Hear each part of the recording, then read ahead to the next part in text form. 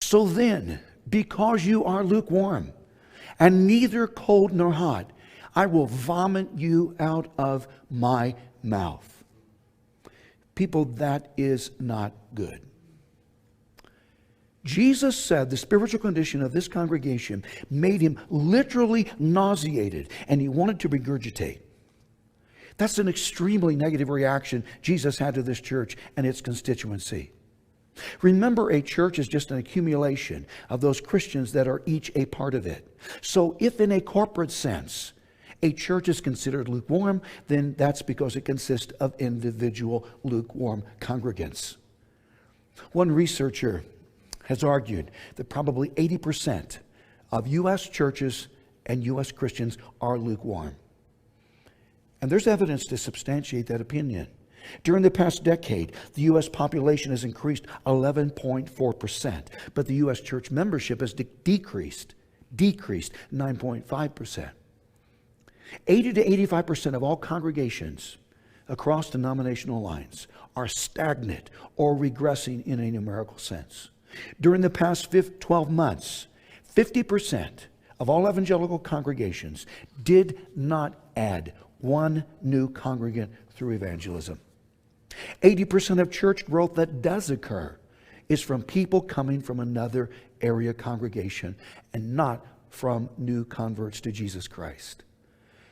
Shadow Mountain Church is affiliated with the Southern Baptist Convention, still the largest Protestant denomination in existence.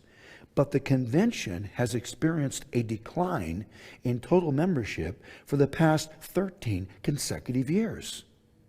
And 2018-19's decrease was the largest denominational decrease in more than a century. Question, why would that be? Because the Southern Baptist Convention is full of lukewarm churches that consist of lukewarm Christians. The problem is, we tend to compare ourselves to other Christians. And the general Christian populace is so spiritually inferior that it makes us seem better than we actually are. The better comparison, if we're playing comparison games, the better comparison would be to compare ourselves to Christians in third world countries. Remember Lois Osborne from Kenya Evangelical Missions? We support them each month. She said there are people there that walk to church 40 miles or more round trip each Sunday. We should compare ourselves to those in persecuted countries, such as communist China, or compare ourselves to South Korea. In Seoul, Korea, it is not unusual to find a congregation of more than 50,000 people. Korean Christians are accustomed to spending at minimum one night per week praying all night long. We can't relate to that. The most accurate assessment of where we are is to compare ourselves to the first century church in the New Testament.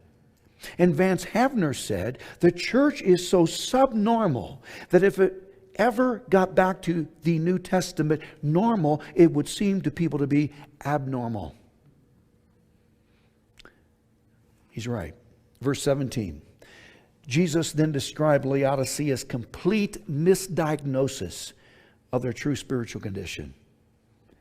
He said, because you say, notice that, because you say, because you Laodiceans say, this is how you evaluate yourselves. I am rich and have need and have become wealthy. Wealthy meaning prosperous, and that implies material possessions. Remember, Jesus didn't commend this church. But notice this church just commended itself. It was a congregation that had an elevated sense of self-esteem and actually perceived itself to be in excellent spiritual shape. Remember, we are the worst ones to evaluate our own spiritual condition because as those Laodiceans did, we misdiagnose ourselves. We want to believe we're better off than we are. So we overlook and we minimize our weaknesses and problematic concerns and our sin.